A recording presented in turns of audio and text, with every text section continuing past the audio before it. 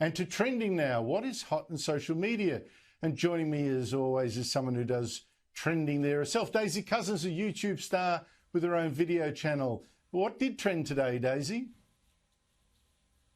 Well, on Australian Twitter, Brittany Higgins continued to trend. Obviously, there's still a lot of interest in that topic. It's a very alarming allegation she's made, and I'm incredibly pleased that the police are now investigating it. I think that's fantastic that they're investigating.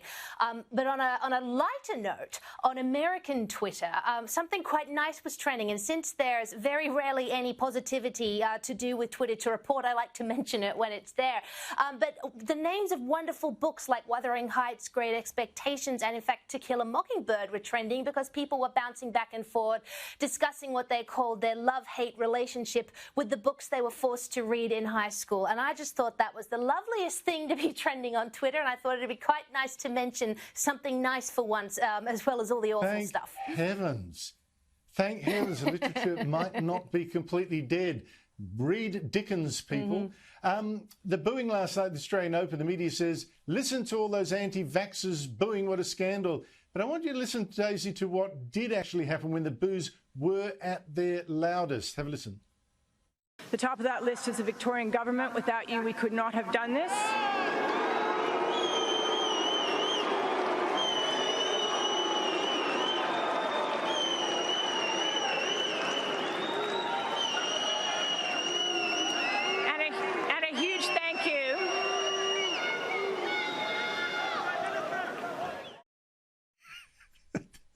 I like the expression on the face of the guy behind her. How did you read that booing?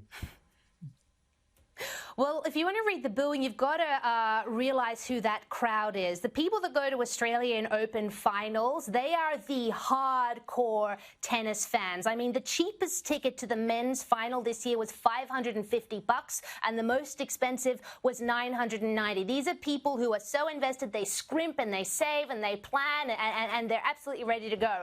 As if a crowd of hardcore tennis fans is going to react positively to a government that called a lockdown in the middle of the tournament, which prevented crowds from attending for 5 days. I mean, it was ridiculous, I think, even to mention the government in that context, as if they were going to get a positive reaction.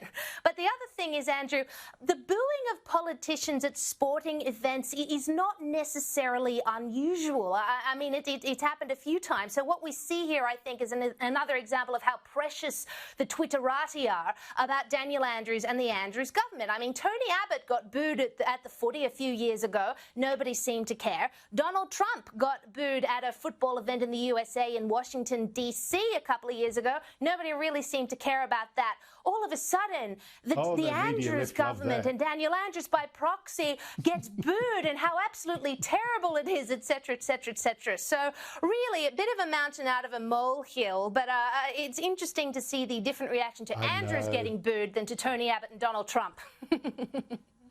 Exactly correct. Daisy Cousens, thank you so much indeed for your time. Thank you, Andrew.